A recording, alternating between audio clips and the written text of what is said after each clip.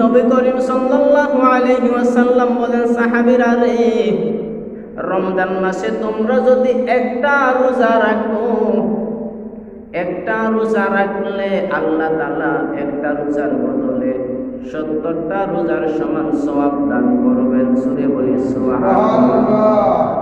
সালমান রাদিয়াল্লাহু তাআলা বলেন, আমার মায়ার নবী, দয়ার নবী আরো বলেন, রমজান মাসে যদি তোমরা একটা নফল ইবাদত করো, একটা নফল ইবাদত করলে একটা রোজার সমান সওয়াব তোমাদের আমলনামার মধ্যে আল্লাহ উঠাইয়া দেবে। সূরা সুবহানাল্লাহ। মায়ার নবী, নূরের নবী, হায়াতুন নবী, জিন্দা নবী বলেন, উম্মত রে উম্মত রে উম্মত, রমজান মাসে তোমরা যদি কোনো মানুষকে ইফতার করাও, যে ব্যক্তি ইফতার করাইবে ওই ব্যক্তি পরিপূর্ণ একটা রোজার সওয়াব পাইবে। জুড়ে বলি সুবহানাল্লাহ। সাহাবারা বলেন, ইয়া রাসূলুল্লাহ, ইয়া হাবিবাল্লাহ, নবী গো,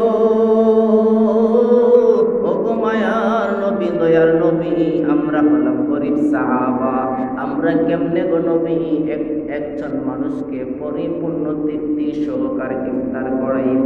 মায়ার নবী, দয়ার নবী বলেন, সাহাবাগণ শোনো, পরিপূর্ণ করে ইফতার করানো লাগবে না, তোমরা যদি একটা খেজুর দিয়া কোনো মানুষের ইফতার করাও, আমার আল্লাহ পরিপূর্ণ একটা রোজার সওয়াব দান করবেন। সূরা বলি সুবহানাল্লাহ। বন্ধুরে, মায়ার নবী, দয়ার নবী বলে, উম্মত রে উম্মত রে, রমজান মাস আসলে আমার আল্লাহ জান্নাতটারে প্রতিদিন ফেরেশতাদের মাধ্যমে সাজান। জুড়ে বলি সুবহানাল্লাহ। আমার নবী বলেন, রমজান মাস হলো দরজার মাস, রমজান মাস হলো সবরের মাস। রমজান মাস আগমন করলে আমার আল্লাহ তাআলা প্রতিদিন ফেরেশতাদের সাজাইবেন। ফেরেশতারা জিজ্ঞাসা করে, মালিক আল্লাহ, রমজান মাস আসলে কেন প্রতিদিন আমরা ফেরেশতাদেরকে সজ্জিত করি, কেন ফেরেশতারে সাজাই?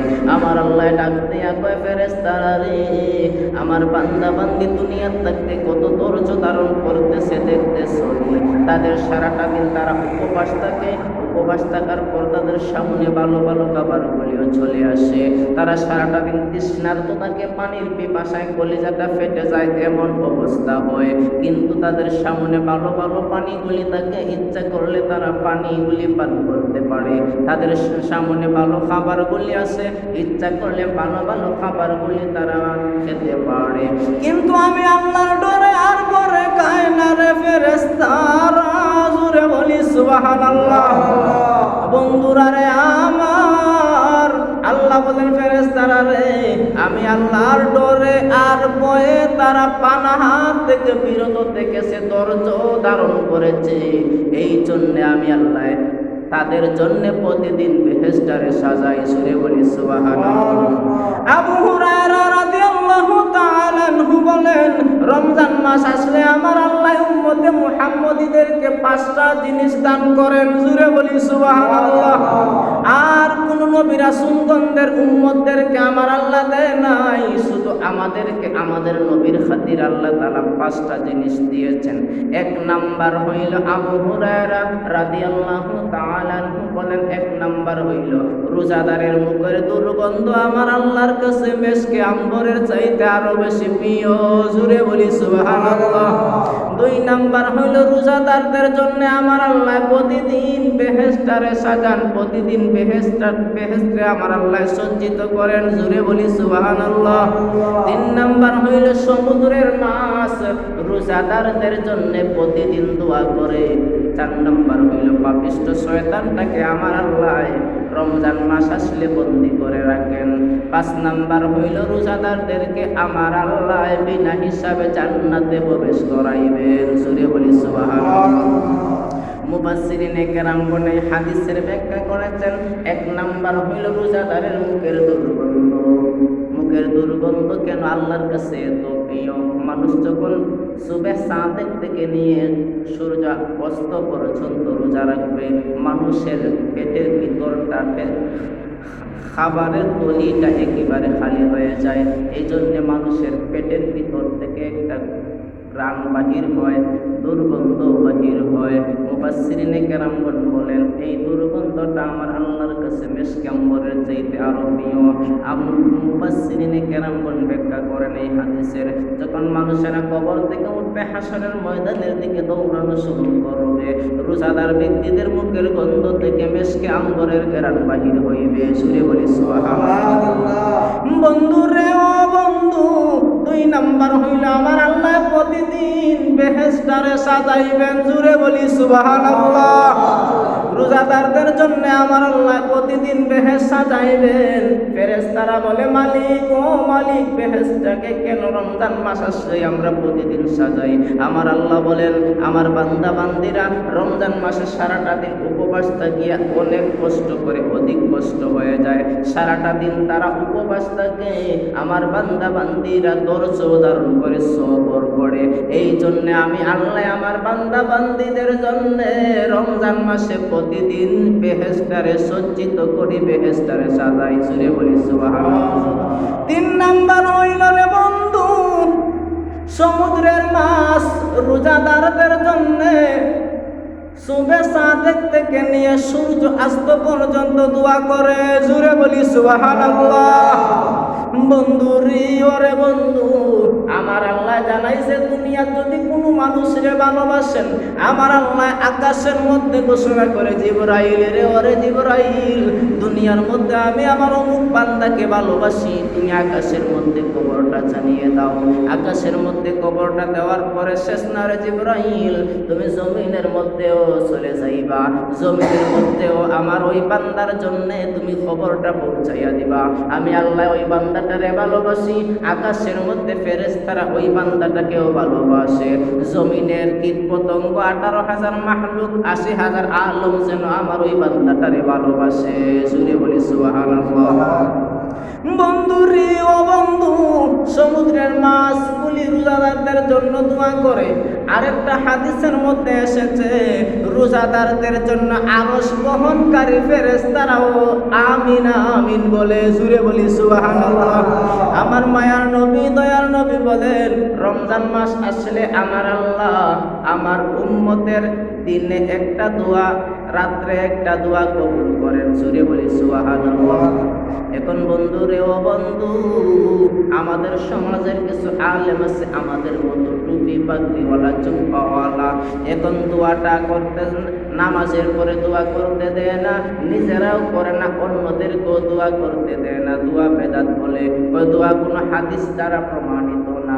আমার মায়ার নবী দয়ার নবী বলেন রমজান মাসে দিনের বেলায় আমার আল্লাহ আমার উম্মতের একটা দোয়া কবুল করে, রাত্রি বেলা আমার আল্লাহ আমার উম্মতের একটা দোয়া কবুল করে। মায়ার নবী দয়ার নবী বলেন উম্মত রে ও উম্মত, রমজান মাসের তোমরা বেশি বেশি করিয়া রোজা রাখার পর তওবা ইস্তেগফার করবা, আল্লাহ তাআলার জিকির করবা, আর তোমাদের জীবনের গুনাহ কাতাগুলি স্মরণ করিয়া মালিকের কাছে দোয়া করবা।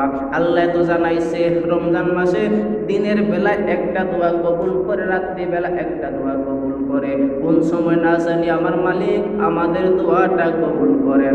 মায়ার নবী দয়ার নবী বলেন রমজান মাস আসলে আল্লাহ পাক রব্বুল আলামিন আমার উম্মতদেরকে মাফ করবেন।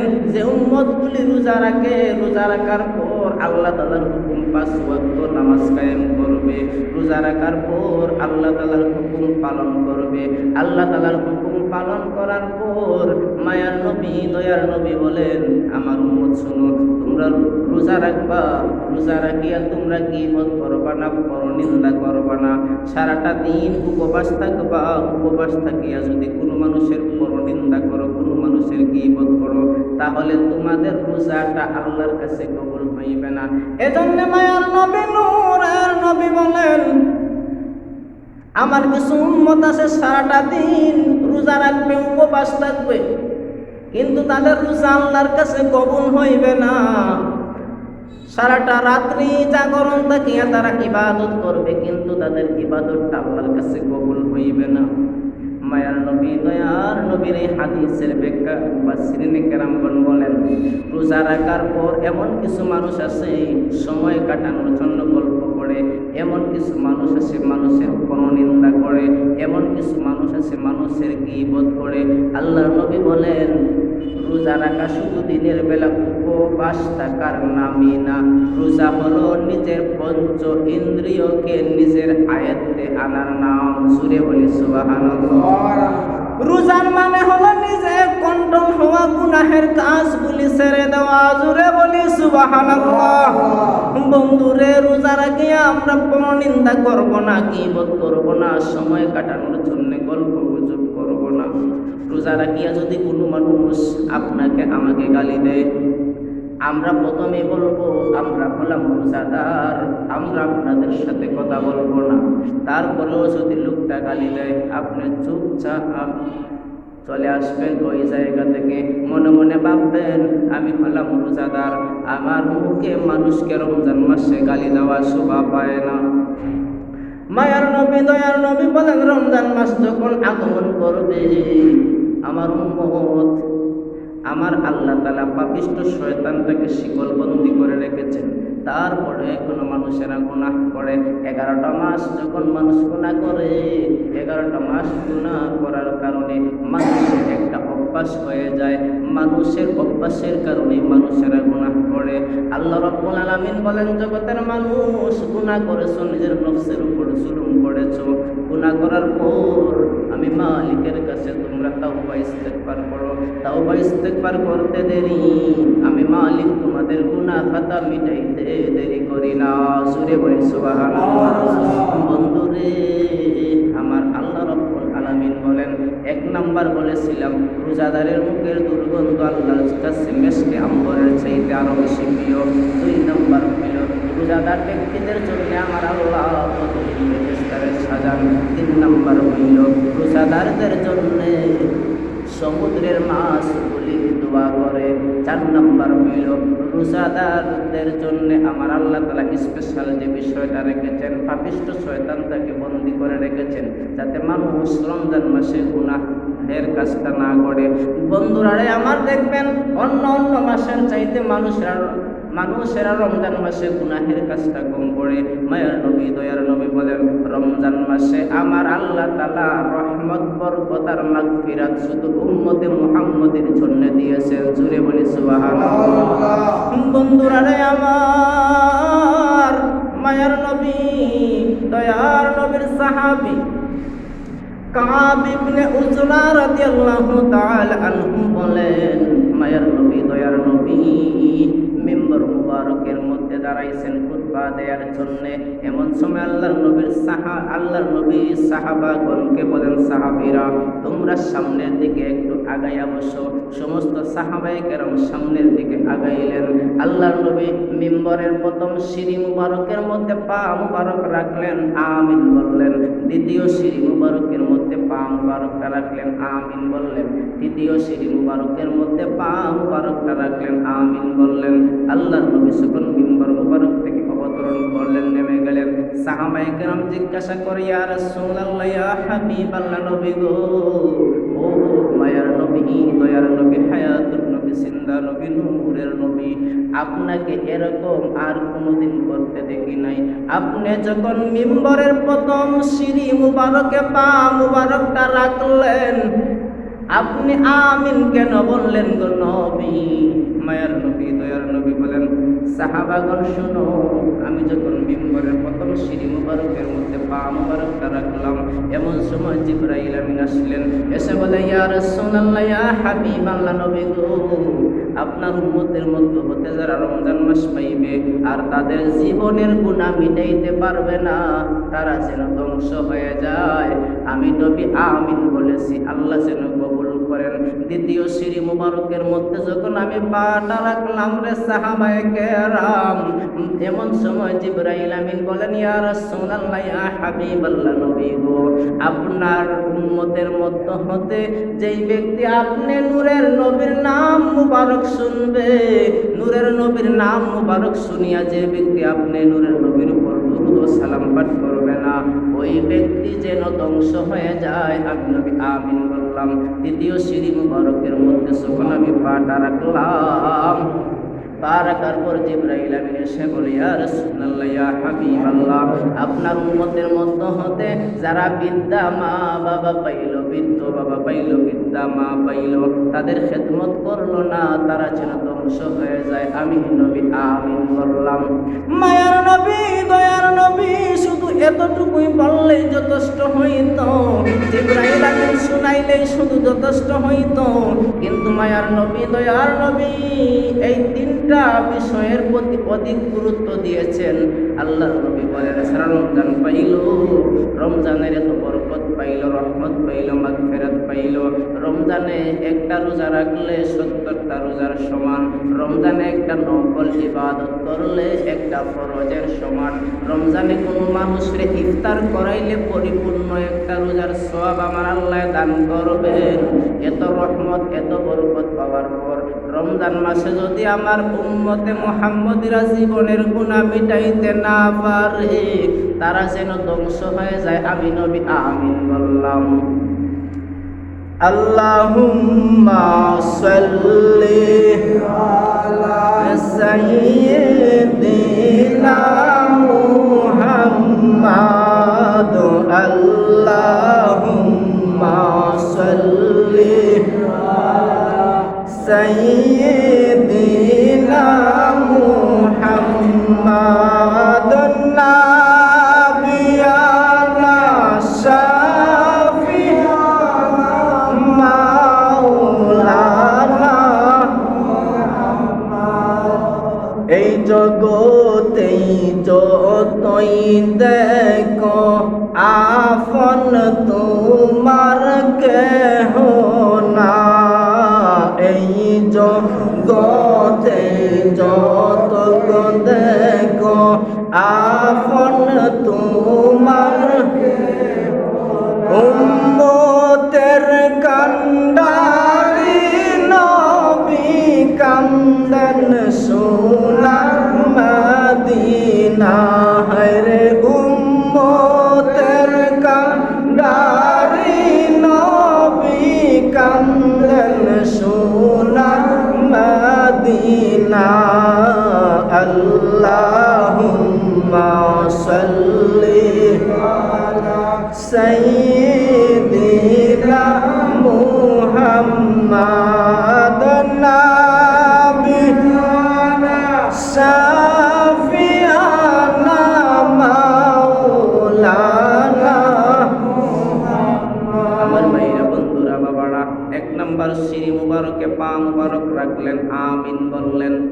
নবী করিম সাল্লাল্লাহু আলাইহি ওয়াসাল্লাম সাহাবায়ে কেরাম প্রশ্ন করেন, ইয়া রাসূলুল্লাহ, ইয়া হাবিবাল্লাহ, আমরা আমাদের জীবনে আর কোনোদিন দেখি নাই আপনাকে এরকম করতে, কেন আপনি সিঁড়ি মুবারকের মধ্যে পা মুবারকটা রাখলেন, আমিন বললেন? আল্লাহর নবী বলেন, রমজান মাস যে আমার উম্মত পাইল, তাদের গুনাহ মিটাইতে পারলো না, তারা যেন ধ্বংস হয়ে যায়, এই জন্য আমি নবী আমিন বলেছি। দ্বিতীয়বার কেন সিঁড়ি মুবারকের মধ্যে পা রাখার পর আমিন বললেন? আল্লাহর নবী বলেন, যেই ব্যক্তির সামনে আমি নবীর নাম মুবারক নেওয়া হবে, আর ওই ব্যক্তি যদি আমি নবীর উপর দুরূদ শরীফ পাঠ না করে, ওই ব্যক্তি যেন ধ্বংস হয়ে যায়। 3 নম্বর হইল, যারা বৃদ্ধা মা বাবা পাইল, যারা বার্ধক্যের মধ্যে চলে গেছে, যাদের শক্তি কমে গেছে, তাদের খেদমত যদি আমার উম্মতেরা করে না, তারা যেন ধ্বংস হয়ে যায়। জিবরাইল আমিন আমাকে 3টা সংবাদ যখন শুনিয়েছি, আমি আমিন আমিন বলেছি।